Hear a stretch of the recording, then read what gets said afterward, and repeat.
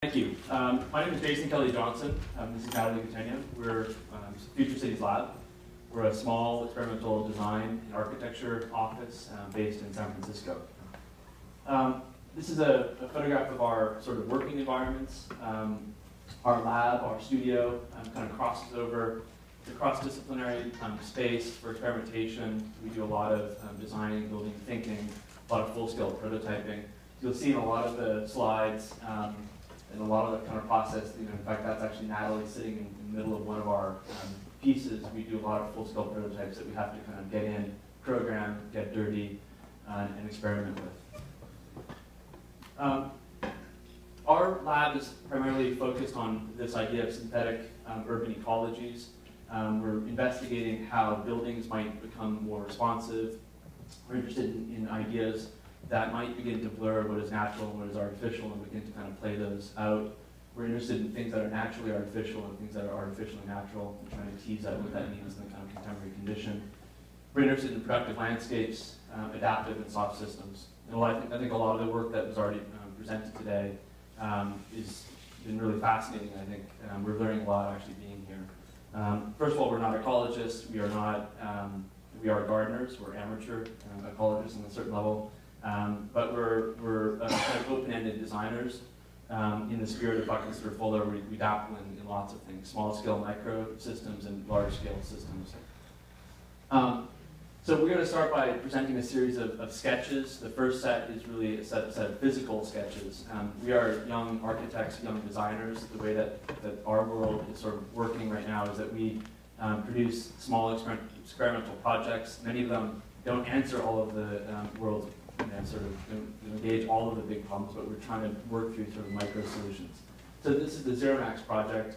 It's a second skin proposal for a building in Phoenix, Arizona. That is a responsive skin that has a series of petals that expand and contract due to environmental conditions like wind and sunlight. The idea is to make a skin that is kind of porous and adaptable and responsive, in fact, almost robotic, intelligent membrane that would open and close relative to these sort of environmental forces. This is the Aurora project, which is similarly, it was a project actually that we produced for a show on climate change. This is a piece that deals with a kind of large-scale data set and allows folks to kind of get in and sort of experience this complex synthetic assembly. I'm really showing you these to show that there's a kind of a process and a kind of thinking and a kind of ethic and a kind of craft to the assemblies that we're putting together. In that same show, we produced this piece which is called the Glaciarium. The Glaciarium is literally one of the most sort of precious containers. You can see the container here that was built around a cylinder of ice. So we built this most precious kind of fetishized container around this block of ice, and then put some sensors, some infrared sensors on the kind of the eyepiece. So every time this block of ice was actually being interacted with by a human, a heat lamp was triggered and it accelerated the melting of the ice. That melting process was amplified through a speaker through the gallery. So you hear the drops of the ice melting. The idea here is to put us in a kind of visceral, have a visceral sort of interaction with this piece of ice to create this kind of internal landscape. And it's definitely a conceptual sort of art piece that's trying to get people to think about their relationship with climate, with ice, and with entropy. The next project is the project we're actually currently working on in San Jose. So if you're up in San Francisco Bay Area the next month, we're working on a project called the Data Grove. We know this is not probably the kind of grove that many of you are involved with at all, but the Data Grove is a kind of three-dimensional lattice structure in which we're basically taking the Twitter and social media feeds of Silicon Valley and feeding them into these sort of media pods, and there's some text-to-speech amplifiers that will all essentially whisper to you what's on the mind of kind of Silicon Valley. So we're producing these kinds of projects which are definitely in the genre of kind of an architecture, art piece, sort of a synthetic sort of landscape. But I think it's important to know that this is the kind of the body of work where we are sort of where we're working right now. The next set of sketches are more, in a way, a kind of virtual set of sketches. These are projects that we produce that take on a lot of our ideas, but do so in a much more provocative way. They're basically set up to ask questions and what ifs about the kind of contemporary urban condition.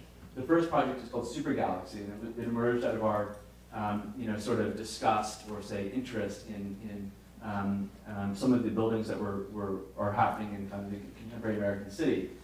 This is the Donald Trump's World Tower, which is across the street from the United Nations building. We constantly walk by this building and wonder, what were they thinking? Why would you build a building this way? A monolithic block, skin, non-breathable, basically compartmentalized human beings in these sets of modules.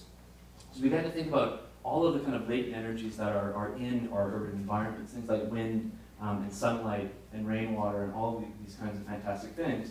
And we thought, well, what would happen if we took those latent energies and displaced part of a building and allowed that to begin to kind of infiltrate? This was actually a project for a hotel. So what we essentially did is we decided to suspend the hotel above this open space. So what you're seeing here is this kind of synthetic section, which is all about novel programmatic juxtapositions. You have a public park that's on the 70th floor of the building that's just open up to the elements, so that wind and water and wildlife could essentially kind of course through the building. You see the hotel up above it. It's actually suspended in these sort of air pockets. They are robotically calibrated and controlled using this kind of system where they're kind of hung. Everybody's served by these kind of robotic, sort of pieces that sit underneath this. You're served your cocktail and your martini up through the kind of membrane. So it's a kind of a fantasy project. It's a kind of speculative project about what this like completely artificial, natural in this environment would begin to kind of feel and look like. And this is a perspective of what the kind of interior landscape might begin to be. You can see that we're interested in actually this kind of landscape. This would be a kind of digital display that would be showing you kind of the kind of weather map of the kind of local condition. You can begin to see people sort of in these pods that are kind of moving up and down. Again, in this kind of totally synthetic interior world. And one of the things that I think has come up quite a bit throughout the day-to-day is this idea of our surroundings actually being active, our surroundings actually being able and capable of actually triggering a whole series of things in our surrounding environments. And this kind of idea of the latent energies that surround our buildings is one that we really try to take on with the Urban Archipelago project, which is a proposal for Kowloon. So an extremely dense environment, an extremely dense city that essentially makes space seem incredibly precious. Yet at the same time, contrary to the kind of tall monolithic buildings that you're seeing in the top right-hand corner of the image, Kowloon Walled City, which is a city that has since been demolished, was a city that emerged out of just complete bottom-up systems. An incredibly dense environment, an incredibly dense urban system that, however, had a series of pockets, openings, places where air, light, water could move through, and where all of the kind of urban activities could make their way back up through the building. So the Urban Archipelago project for us was really an exploration in perforating the monolithic block. So we've heard a lot today about urbanization and how the kind of increase in density for our cities has been something that we actually will very surely have to deal with. Yet this kind of idea of the monolithic block as being something that you can perforate, you can kind of create a whole series of kind of perforations, you can make it an incredibly porous block, and then actually allow program activity, energy, water, sunlight to actually percolate through it. And then you basically kind of produce these series of pockets that become these incubation spaces, these spaces where things can happen. This place where things actually meet, things kind of connect, and things could actually happen. So on the bottom left hand, you're seeing a kind of rendered image of the project, which is for a design institute where these 5 disciplines had to remain separate and independent, but then also had to mix in very specific environments. So these pockets and these kind of perforations became the places of exchange. They became the places for exchange of activity and program, but they also became the place where things from the ground could make their way up and things from the sky could make their way down. So you're seeing these kind of large kind of, you're seeing these kind of large perforations essentially within the building that allow people from the ground to kind of make their way up, circulate through, but then also the kind of roof to become this place of harvesting and collecting rainwater and creating, once again, a public space up above. So this kind of idea of really thinking of our context as things that can actually be active. So for us as architects, there's a definite kind of reaction to the desire to essentially make seamless environments where buildings essentially match the buildings next to them. So what is the ability here to really kind of think of our context as actually being the thing that would actually shape our built fabrics and our built environments? So with Energy Farm, which was a speculative project that sold Korea, we were extremely interested in really reinterpreting this kind of idea of context. Context in this case at a place where a river meets a highway. So context in this case being flows, two flows that come together and mix on this island, which was the site of the project. The island is a man-made island, uninhabited apparently, although it has 20 tennis courts on it or something like that. And it, it set as many man-made objects in our cities essentially was a barrier to anything that surrounded it. So existing flows of the river coursed past it, cars, people essentially moved through the thing and past it. So what would be the opportunities of capturing those energies, capturing the flow of the river, capturing the people who actually move through that space, and rerouting them, and then actually kind of seeding a whole series of other programs on this island, and potentially weaving in all of these activities to actually generate an incredibly vibrant public space. So the project was for a concert hall and an opera house.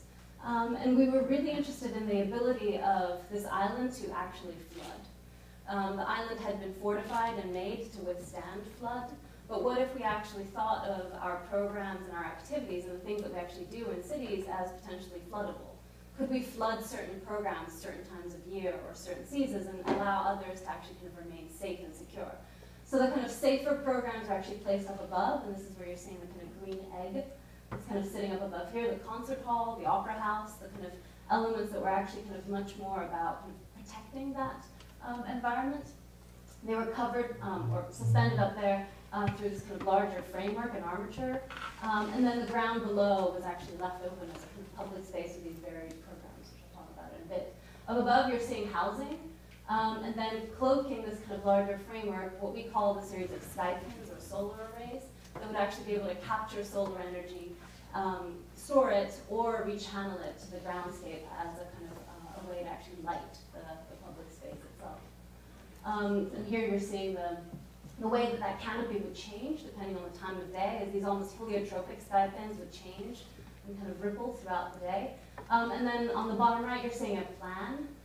More of a kind of flood plan of the island, where certain programs could potentially be flooded at certain times of year. Others could almost remain as marshlands for the majority of the time. And certain things here are dotted as these kind of larger circles, and you can see them up here, kind of suspended and lifted up above in a kind of much more protective way. Here you're seeing this kind of synthesis of all those elements. On one hand, the kind of solar canopy, this kind of larger framework that suspends program up above, and the groundscape is this kind of incredibly versatile plane. So with Energy Farm, our interest was very much in really kind of synthesizing all those ecologies and all those systems. On the one hand, systems that exist in our environment, but then also building systems, programmatic systems, circulation, and urban movement. So the next project is the only project we'll show, which is actually located in Los Angeles. And this is another project we produce. Architects do a lot of these kinds of projects because competitions come up. This was a competition basically for housing. And we began the competition by trying to understand, obviously, this condition. It's actually for a site that's on Sunset Boulevard, very close to us. And we were looking at housing. We were looking at the kind of typical housing block in Los Angeles and the kind of condition of how the blocks are aligned, how the blocks are stacked, and how the kind of monolithic kind of the program. I mean, there's housing. You may have a garden in the middle of your housing. You may have a garden on the street.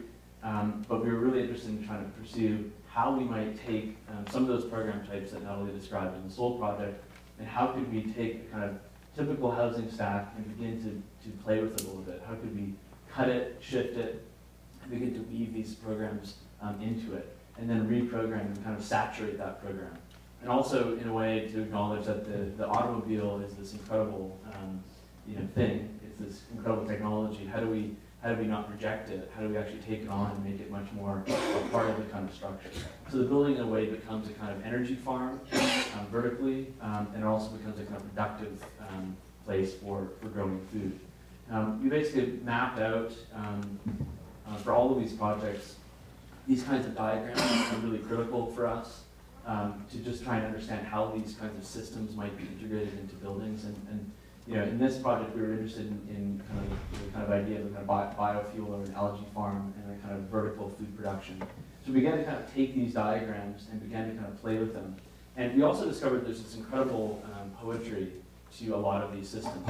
We visited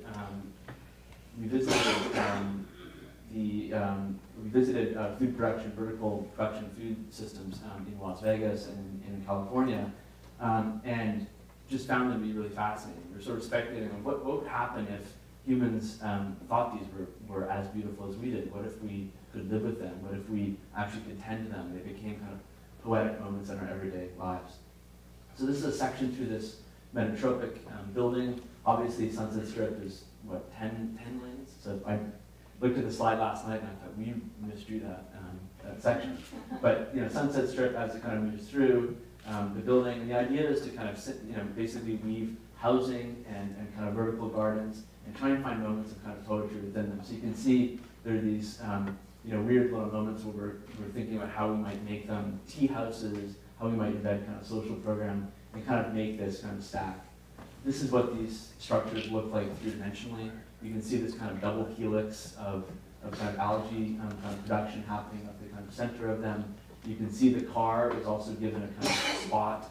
The car is essentially fed from the garden, and then the housing is kind of plugged in like a set of modules. So it's a kind of pretty different and radical approach to how we might begin to kind of build and live, but in a way it's kind of provocation that all of these systems don't necessarily need to be out on the kind of edges of cities. They actually might begin to be brought in and be stacked and be thought of as kind of poetic and cultural and social. Hydra port machines was a project that we've just completed, another speculative proposal for San Francisco.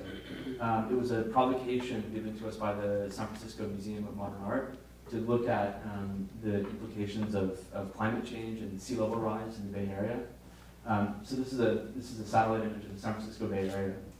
And the kind of what if here, the question is, what if this kind of 55-inch sea level rise happens? What are we actually going to do? How are we going to build our cities, and how are we going to kind of live on the edge? And this is fantastic kind of peninsula with these amazing kind of urban environments. What are we actually going to do when that sea level rises? So here's the Bay Area in 2012.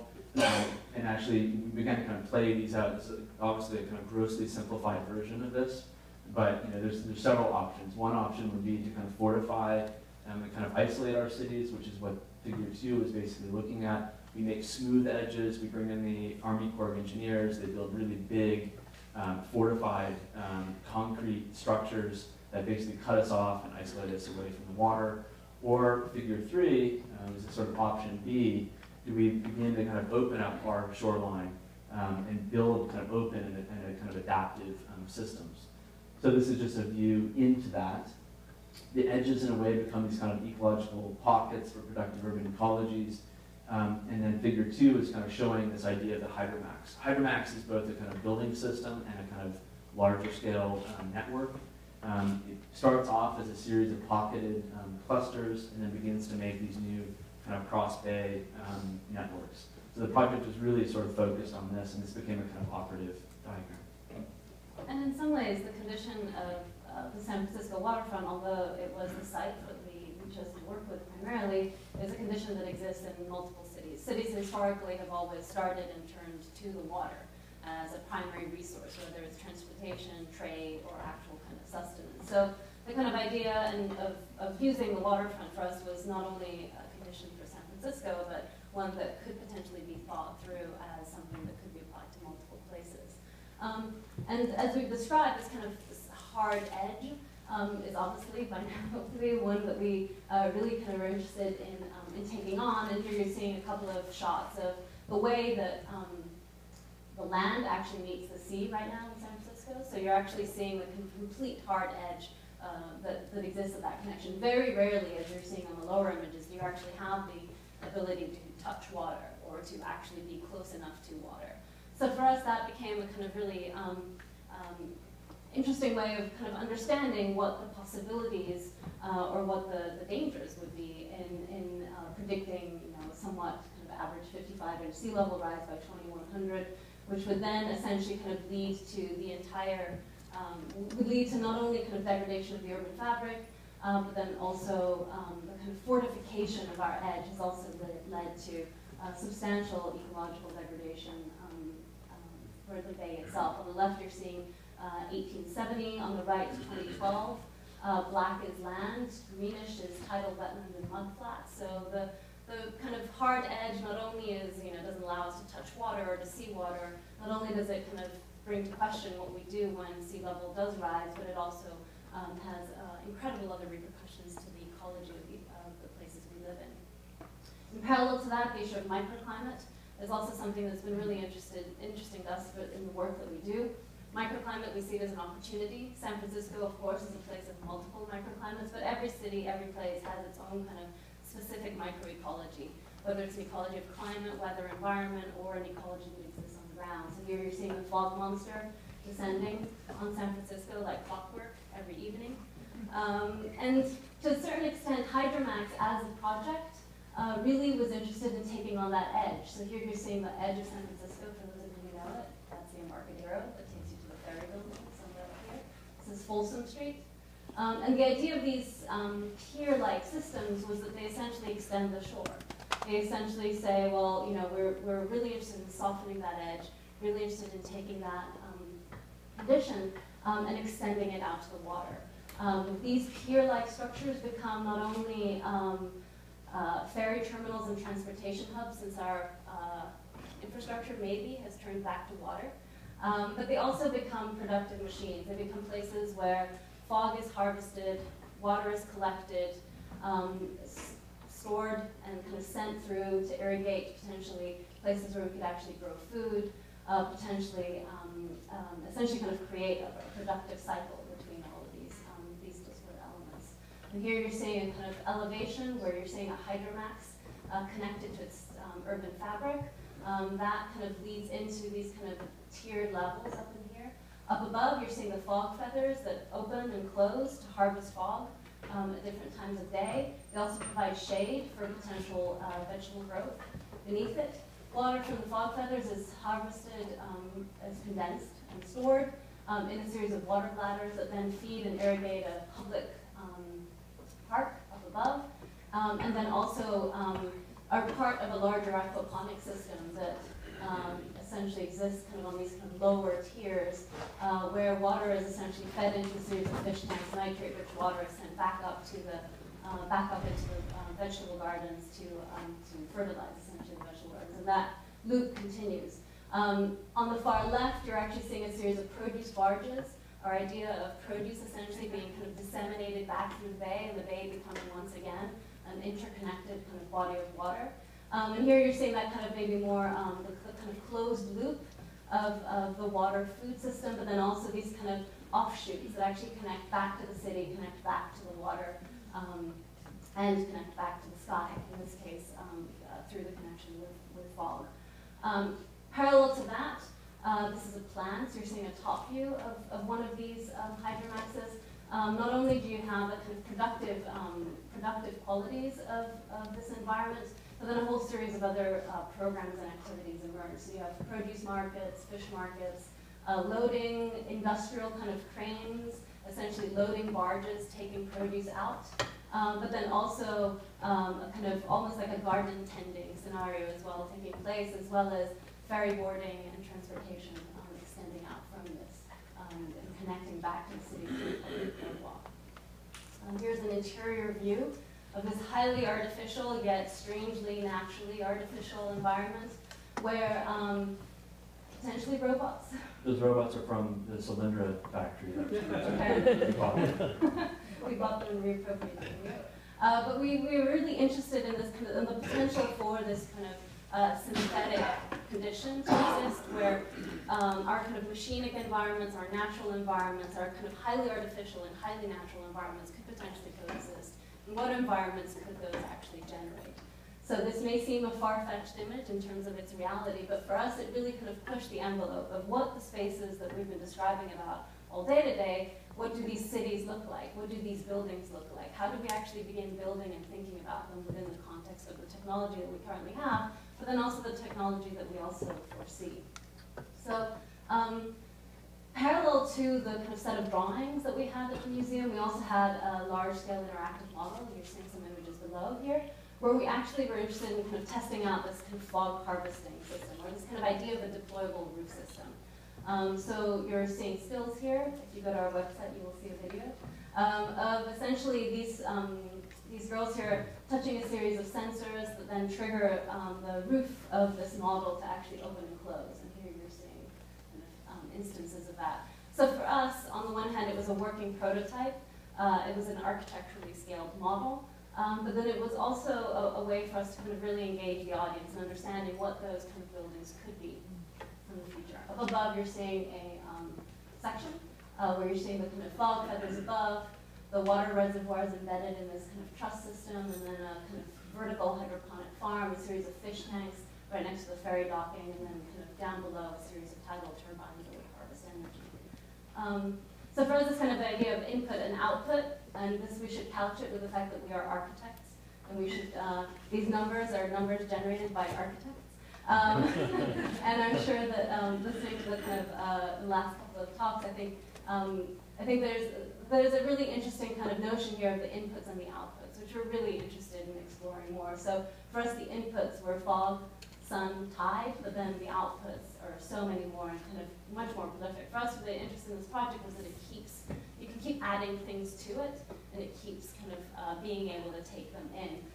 So although we propose a kind of fog-catching monster for the Bay Area, the ability for these feathers to actually be solar collectors, to actually be shading devices in our urban environments, essentially creates a series of multiple loops that could exist. You could have a fog loop, you could have a sun loop that would allow these to essentially exist in multiple waterfronts and multiple conditions, and potentially actually re-network otherwise neglected waterfronts. So for us, the kind of work that we presented to you this afternoon really kind of looks to the ability of our cities and our buildings to be productive, to be responsive, to be adaptive to the things that surround them, potentially to be soft, pliable, sometimes be really ugly, according to some people.